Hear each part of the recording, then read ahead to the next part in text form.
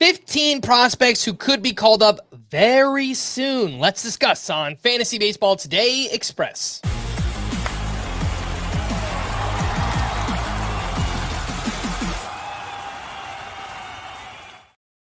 Welcome into FBT Express on Thursday, August 14th. I am Frank Stampfl, joined by Scott White, and we've got 15 prospects who could be called up very soon. In fact, two of them we know are already getting called up. We'll throw them at you in groups of 5. Well, can I first explain why they're likely to get called up soon? Yes, you Probably should. important to do. Friday, August 15th. That marks the day when there are 45 days left on the Major League calendar, which means any player called up from that day forward will retain his rookie eligibility for next year. And that's important because if a rookie is on a Major League roster from start to finish in his rookie season, and he places high enough in awards voting, especially Rookie of the Year that first year, but even other awards in future seasons, then his team has a chance to score extra draft picks because of that. So retaining that rookie eligibility for a full season is critical. And that's why a lot of teams wait until this point. Ever since the latest CBA, teams have waited till this point to call up some of their big prospects.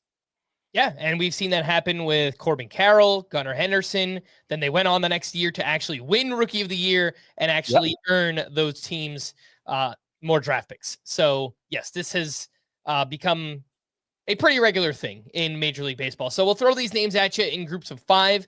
The two names we know are already getting called up, Owen Caissie of the Cubs and Nolan McLean of the Mets.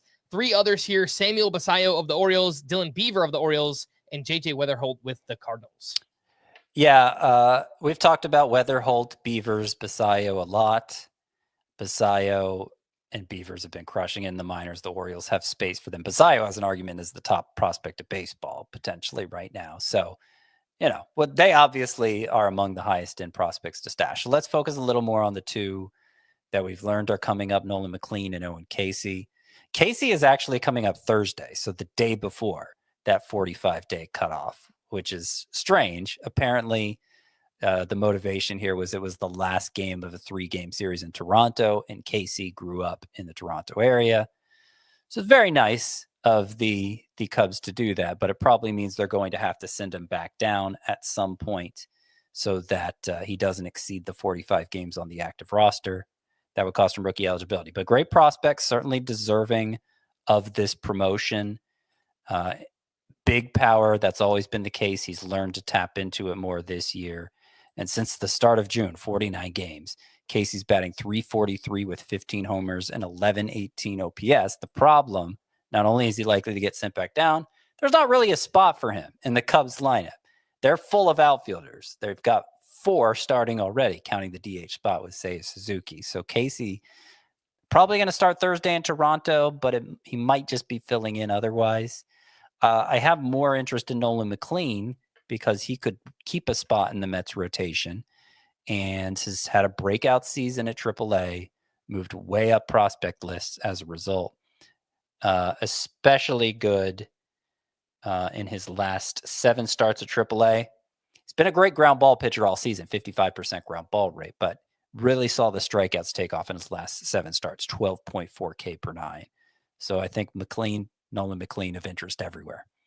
All right, let's take a quick break, and when we return, we'll talk about more prospects right after this. Critics are buzzing about the new season of Yellow Jackets.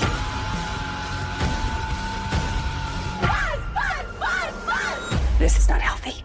Yellow Jackets' new season now streaming on the Paramount Plus with Showtime plan.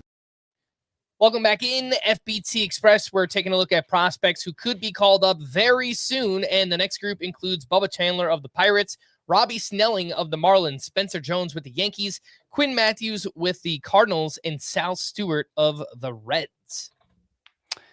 Yeah, interesting group here. Robbie Snelling, former big prospect in the Padres system 2 years ago, struggled last year, got traded to the Marlins, gotten back on track. He's had a dominant year, particularly last 5 AAA starts, a 1.63 ERA for Robbie Snelling.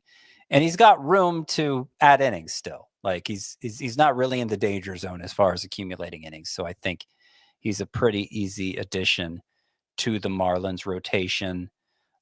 Quinn Matthews has had a terrible season for the Cardinals, but his last 2 starts have looked a lot better and was considered a very high-end prospect coming into the season.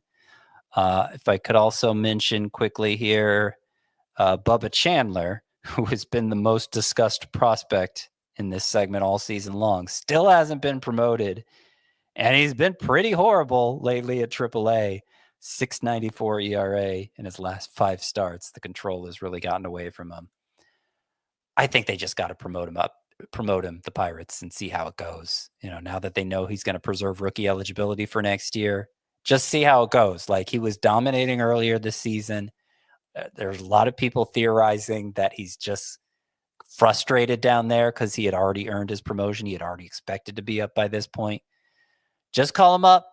Use it as an evaluation period. If he struggles, then okay, he'll compete for a job next spring. But he's spinning his wheels at AAA. It seems like Bubba Chandler. All right, the final group here includes Justin Crawford of the Phillies here, Joe Stinkson Garcia, who also goes by the password because his name is quite difficult there to read, of the Red Sox, Andrew Painter of the Phillies, Bryce Eldridge with the Giants, and Brendan Sproat with the Mets. What do we have on this group here? So these are the least likely 5 of the 15 to be promoted. And if they are promoted, for some of them, for the top 2, Justin Crawford and Joe Stinkson Garcia, it would seem like only bit roles. I mean, Justin Crawford profiles similarly to his dad, Carl Crawford. Great batting average, great speed. Power to dream on, but he hasn't really learned to maximize that yet. I think he would be up as a part-timer and a pinch runner for the Phillies, but an interesting prospect for sure. Bryce Eldridge for the Giants, their obvious first baseman of the future, one of the biggest power prospects in the minors, and is at AAA. It's been striking out a lot at AAA, particularly recently. So I don't know that they're ready to pull the ripcord on Bryce Eldridge, but by September, when rosters expand, maybe they will be. And then finally, Brandon Sproat here. I mentioned Quinn Matthews, who's also on this list for the Cardinals, got off to a terrible start this year, but has turned things around in his last 2.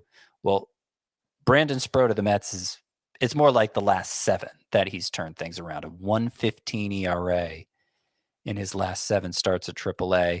Prior to that, he had a 5.95 ERA. So it's been a stark contrast here for Sproat.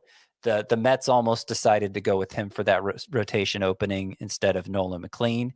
There's not room for both of them right now, which is why I don't really think Sproat will be up like Friday. But it's similar to what I was saying for Eldridge. By September, maybe, even more likely in the case of a pitcher like Sproat. Somebody else gets hurt. Pitchers get hurt all the time.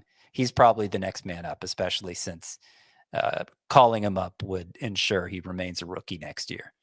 All right. For more extensive fantasy baseball coverage, listen to our full-length podcast, Fantasy Baseball Today, on Spotify, Apple Podcasts, or anywhere else podcasts are found. Thanks for listening to Fantasy Baseball Today Express, and we will be back again tomorrow. Bye-bye.